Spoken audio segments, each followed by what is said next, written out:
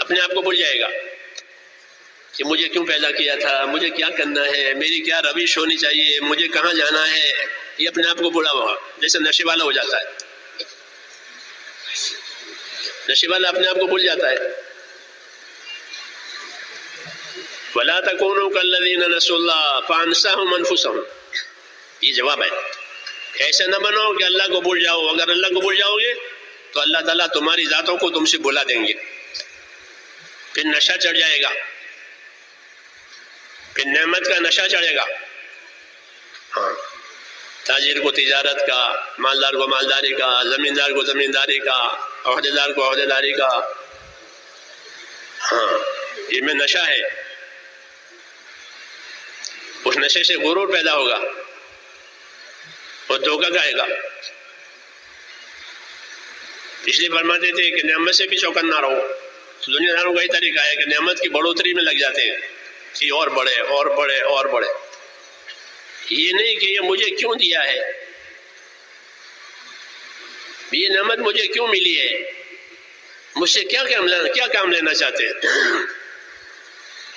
فوجوں کو گاڑیاں دیتے ہیں، سہولتیں دیتے ہیں، ہتھیار دیتے ہیں، گھوڑے دیتے ہیں. بہت بڑا خرچہ فوج پر ہوتا ہے ہر حکومت میں. وہ کیوں؟ ان کو سہولت دینے کے لیے کہ نا ان کے ذمے ہے حدود کی حفاظت. اس حدود کی حفاظت کے لیے سارا سامان ان کو دیا ہے. انہیں شکار کرنے کے لیے گھوڑے نہیں دیے ہیں، انہیں بندوق شکار کرنے کے لیے نہیں دی ہے، یہ ہوا کھانے کے لیے نہیں دی ہے، کچھ کام کے لیے دی ہے. ایسے ہی بندوں کو اللہ تعالیٰ کی نعمتیں، خاص کر کے ایمان والوں کو، کہ ایمان والوں کو اللہ کی نعمتیں ایمان کے کام کے لیے دی ہے. ان کے ذمے دنیا میں ایمان کا کام ہے. ایمان کے حدود، ایمان کی سرحدیں، ایمان کے حقوق، اس کی حفاظت کرانے کے لیے ان کو یہ دیا ہے نعمتیں.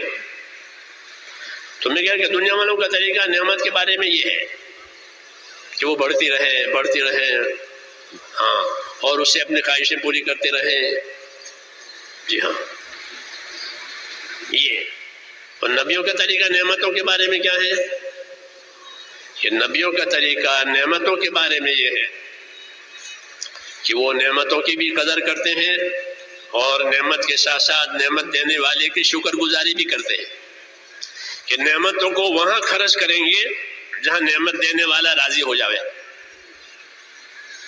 یہ نبیوں کا طریقہ ہے کہ مجھے نعمت دی ہے اللہ نے، تو میں اپنی نعمت سے اللہ تعالیٰ کو راضی کروں گا. یہ نبیوں کا طریقہ. جیسے اللہ تعالیٰ نے قارون سے فرمایا وابتغ فیما آتاک اللہ الدار الآخرہ، ہم نے نعمت دی آخرت بنا لے.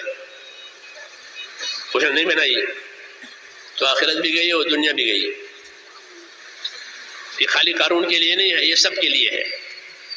قرآن میں اس لیے نازل ہو، قیامت تک پڑھا جائے گا. یہ قیامت تک رہبری ہے قرآن پاک کی. تو نبیوں کا طریقہ نعمتوں کے بارے میں یہ ہے کہ جو نعمت ملے اس نعمت سے نعمت دینے والے کو راضی کرنا ہے، اس کی توفیق مانگتے ہیں کہ اللہ اس نعمت سے میں تجھ کو راضی کر لوں. مسنون دعاؤں میں دعا مانگی ہے. جو دعائیں حضور صلی اللہ علیہ وسلم کی مسنون آئی ہیں اس میں بہت رہبریاں ہیں.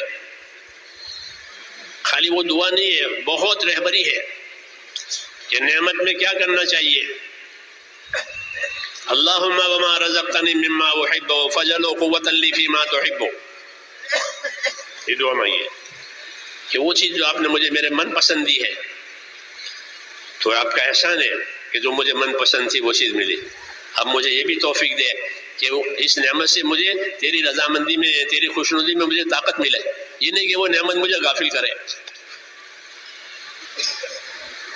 تو نبیوں کا طریقہ ہم کو سکھایا ہے کیا کہ نعمتوں میں شکر گزار بنو اور نعمت دینے والے کا حق ادا کرو. رسول صلی اللہ علیہ وسلم سے یہ پوچھا گیا کہ آپ تو اللہ کے بخشے بخشائے بندے ہیں، آپ پر کچھ نہیں ہے، سب آپ بخشے بخشائے ہیں، کچھ نہیں ہے آپ پر، پھر بھی آپ اتنی عبادت کرتے ہیں کہ آپ کے پاؤں پر ورم آتا ہے. تو اتنی محنت آپ کیوں کرتے ہیں؟ آپ تو بخشے بخشائے بندے ہیں، معزز بندے اللہ کے. تو کیا جواب دیا؟ یہ جواب دیا کہ افلا اکن عبدا شکورا، تو کیا میں اللہ کا شکر گزار بندہ نہ بنوں؟ جب اس نے مجھ کو اتنی عزت دی ہے کہ مجھے بخشا بخشایا بنا دیا، تو میں اس کا شکر گزار بندہ بنوں گا. اس لیے یہ عبادت شکر گزاری میں ہو رہی ہے کہ نعمت دینے والے کا حق ہے. اس لیے اعلیٰ درجے کی اطاعت یہی کہی جاتی ہے. علماء نے لکھا ہے اعلیٰ درجے کی اطاعت کہ شکر گزاری کے ذہن سے کریں کہ اللہ نے مجھے نعمت دی ہے، اس نعمت سے میں وہ کام کروں گا کہ میرا اللہ مجھ سے راضی ہو جاوے. یہ شکر گزار بندے ہیں، یہ ان کا مخصوص ثواب ہے. ان کا مخصوص ثواب ہے کہ اللہ کی نعمتوں پر شکر گزار ہے، کہ مال کو وہاں خرچ کرتے ہیں جہاں اللہ تعالیٰ کا حق ہے. یہ شکر ہے کہ مال کہاں خرچ ہوگا؟ کہ مال وہاں خرچ ہوگا جہاں اللہ تعالیٰ کا حق ہے، یا جہاں اللہ نے کسی کا حق بتایا ہے کہ مال وہاں خرچ ہوگا. یہ کیا؟ یہ شکر گزاری ہے. خوش خوش اپنے مال کو خوش خوش.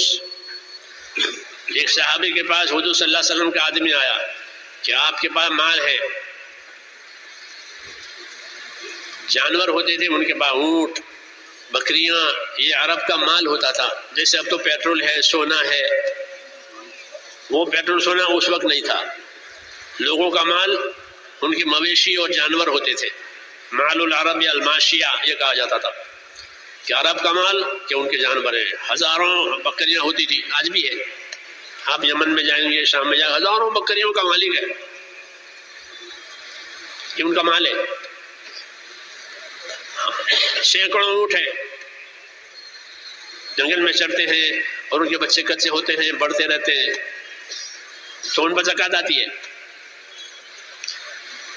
جانوروں کی زکوٰۃ جیسے سونے چاندی کی زکوٰۃ ہے. اب تو لوگ زکوٰۃ بھی پوری نہیں دیتے. ہاں، زکوٰۃ پوری نہیں دیتے مسلمان. اگر مسلمان اپنی زکوٰۃ پوری ہر مالدار نکالے تو غریبوں کی غریبی دور ہو جاوے، پھر غریبی کا مسئلہ نہ رہے. غریبوں کی غربت کے لیے جتنی حاجت تھی اتنی حاجت اللہ نے واجب کی ہے. ہاں، اتنی حاجت اللہ نے واجب کی ہے، لیکن پوری زکوٰۃ نہیں دیتے. حضور صلی اللہ علیہ وسلم زکوٰۃ دینے کی دعوت دیتے تھے. اس لیے خالی دعوت 5 کاموں کی مت سمجھو.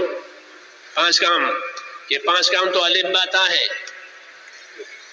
ہاں، یہ تو الف با تا پرائمری، آگے ہے فائنل. یہ تو ابتدا لوگوں میں رغبت پیدا کرنے کے لیے، آخرت کی فکر پیدا کرنے کے لیے ہے. آگے ہے دین پورا. تو ساتھی بھی دھوکے میں نہ رہے کہ دعوت کمانا کہ اپنے دین کو اپنے عمل میں لانا اور دنیا میں پھیلانا. اور دین اعمال کے مجموعے کا نام ہے. اس میں عبادات بھی ہے، اس میں مالیات بھی ہے، سب چیزیں ہیں اس میں. وہ زندگی میں لانا ہے، خالی پھرنا نہیں ہے. پھرنا بھی اسی لیے ہے کہ بات سمجھ میں آوے، بات کا یقین آوے، خوف آوے، تاکہ صحیح کام کرے. اس لیے اس کو آخری نہیں سمجھنا کہ فائنل ہے. کہ یہ تو مولانا الیاس فرماتے تھے کہ ہمارے قافلوں کی نقل و حرکت یہ تو ہمارے کام کے الف با تا ہے، یہ فرماتے تھے. ہاں، اس لیے اس کو آخری مت سمجھنا. اور بہت سے فرائض باقی ہیں، اگر وہ پورے نہیں ہوئے تو اس کا جواب دینا پڑے گا، چاہے جماعت والا ہو یا بے جماعت والا ہو. اللہ کی رشتہ داری کسی سے نہیں ہے. تو مولانا الیاس صاحب یہ فرماتے تھے کہ میری تمنا ہے کہ ہر مسلمان جو مالدار ہے اپنی زکوٰۃ پوری علماء سے پوچھ کر ادا کرے. کتنے مالوں میں زکوٰۃ ہے، کتنی زکوٰۃ ہے، کب ہے، کس کو دینا ہے. لیکن زکوٰۃ کا شوق نہیں ہے، زکوٰۃ کا جذبہ نہیں ہے. حج بھی بہت کریں گے، عمرے بھی بہت کریں گے، حالانکہ حج پوری عمر میں ایک ہی مرتبہ فرض ہے. حج کتنی مرتبہ فرض ہے؟ کیوں بھائی؟ حج ایک ہی مرتبہ، اور زکوٰۃ ہر سال فرض ہے، ہر سال. تو نفل حج ہوں گے اور فرض زکوٰۃ ادا نہیں ہوتی. یہ جذبے کا نام دین، جذبے کا نام دین نہیں، طریقے کا نام دین. حج کا جذبہ ہے، عمرے کا جذبہ ہے تو ٹھیک ہے، لیکن وہ جو فرائض باقی رہ جاتے ہیں اس کا کیا ہوگا؟ وہ تو اللہ کا حق ہے اور مسکینوں کا بھی حق ہے، وہ حق تو مارا گیا، عورتوں پر بھی مردوں پر بھی. اور کتنی کتنی لائنوں کے مالوں کی زکوٰۃ ہے، وہ علماء سے پوچھو. خالی کیش پر زکوٰۃ نہیں ہے کہ بھئی کیش کی زکوٰۃ دے دی یا کوئی چندے والے آئے تو اس کو دے دیا. یہ بھی غلطی ہے کہ اپنی زکوٰۃ کو، اپنے صدقے کو غریب کی ضرورت سمجھتے ہیں. غریب کی ضرورت نہیں ہے، آپ کی ضرورت ہے. غریب کی ضرورت نہیں ہے تو کس کی ضرورت ہے؟ کہ مالدار کی ضرورت ہے. جیسے دھوبی سے کپڑے دھلواتے ہو، دھوبی کی ضرورت نہیں ہے، آپ کی ضرورت ہے. دھوبی سے کپڑے دھلواتے ہیں نا، تو دھوبی کی مدد کے لیے دھلواتے ہو، تو کس کے لیے؟ اپنے لیے. ہمارے کپڑے پاک ہوں گے، اس طرح وہ مال پاک ہو جائے گا جس میں سے زکوٰۃ نکلی. نہیں تو وہ مال ناپاک ہے، اس میں میل ہے، لوگوں کا حق ہے اندر، وہ کھا جاتے ہیں. زکوٰۃ نہ دینے کی وجہ سے اسے کھا جائیں گے. یہ حق ہے اللہ کا. تو عمروں کا شوق، حجوں کا شوق ٹھیک ہے، لیکن ذمہ داری پوری نہیں ہوگی. شوق پورا ہوگا، ثواب ملے گا، میں اسے انکار نہیں کرتا، لیکن زکوٰۃ نہیں دی ہے تو کیا اس کا بڑا عذاب ہے. ہاں، پائی پائی کی زکوٰۃ ایسی واجب ہے جیسے 4 فرض ہے تو ہر رکعت فرض ہے. یہ نہیں کہ 3 رکعت پڑھ لی ایک رہ گئی تو 4 بھی نہیں ہوئی. زور کی 4 میں سے 3 پڑھے، ایک چھوٹی تو 4 بھی نہیں ہوئی. ہاں، کہ مال کی نعمت ہے، کہ اس میں حق ہے. ایمان تازہ ہوتا ہے تو اس حق کو خوشی خوشی ادا کرے گا. خوشی خوشی. کیوں؟ کہ اللہ نے مجھے مالدار بنایا. اللہ غریب بناتا تو دوسروں کی زکوٰۃ کھانی پڑتی، دوسروں کا صدقہ کھانا پڑتا، دوسروں کی خیرات کھاتا. آج اللہ نے میری حالت اچھی کر دی اور مجھے مالدار بنا دیا تو میں اللہ کا حق ادا کروں. یہ خوش دلی سے زکوٰۃ دے. یہ کہا گیا خوش دلی سے زکوٰۃ دے. تو صحابی کے پاس زکوٰۃ وصول کرنے والا آدمی آیا کہ آپ کے جانوروں میں زکوٰۃ واجب ہے کہ کتنی؟ تو انہوں نے ایک عمر کا جانور بتایا کہ اتنی عمر کا جانور، اتنی عمر کا اونٹ آپ دیں گے. اونٹوں کی زکوٰۃ کا حساب ہے خاص کتابوں میں. تو انہوں نے اونٹوں کی زکوٰۃ کا حساب بتایا کہ اتنی عمر کا اونٹ آپ کے ذمہ واجب ہے، وہ آپ ادا کر دو. تو وہ صحابی کہہ رہے ہیں کہ جس عمر کا اونٹ آپ مجھے بتا رہے ہیں وہ تو چھوٹی عمر کا ہوگا، وہ کیا کام دے گا؟ میری رائے ہے کہ اچھی عمر کی اونٹنی لے جائیے. آج مجھے اللہ نے زکوٰۃ ادا کرنے کا موقع دیا ہے. حضور صلی اللہ علیہ وسلم مجھ سے زکوٰۃ وصول کر کے اپنے پاس تو رکھیں گے نہیں، کسی غریب کو دیں گے. تو اگر آپ اچھی عمر کی اونٹنی لے جاؤ گے تو وہ دودھ بھی دے گی، غریب کے بچے کھائیں گے اور سواری کا کام بھی دے گی. تو غریب کا کام ہو جائے گا، سفر میں بھی اور حضر میں بھی. کہ گھر پر ہوگا تو دودھ پیے گا، سفر پیش آئے گا تو سواری کرے گا. اس لیے بڑی عمر کے لے جاؤ، یہ تو چھوٹا ہے، اسے پالنا پڑے گا. یہ کہہ رہے ہیں جتنا واجب ہے اس سے زیادہ. تو چونکہ شریعت ہے، انہوں نے کہا کہ فرض میں زیادتی نہیں ہوتی، جتنا واجب ہے وہی کیا جائے گا. جب مغرب کی 3 ہے تو 3 رکعت پڑ جائے گی، چوتھی نہیں. فجر کی 2 ہے تو 2 ہی پڑ جائے گی، تیسری نہیں. اس لیے جو واجب ہے میں اسے زیادہ نہیں لے سکتا، یہ فرض ہے. شریعت کو جانتے تھے، مسائل کو بھی جانتے تھے، فضائل کو بھی جانتے تھے. ہماری طرح سے نہیں ہے، فضائل یاد ہے مسئلہ یاد نہیں ہے تو عمل غلط ہوگا، فضیلت نہیں ملے گی.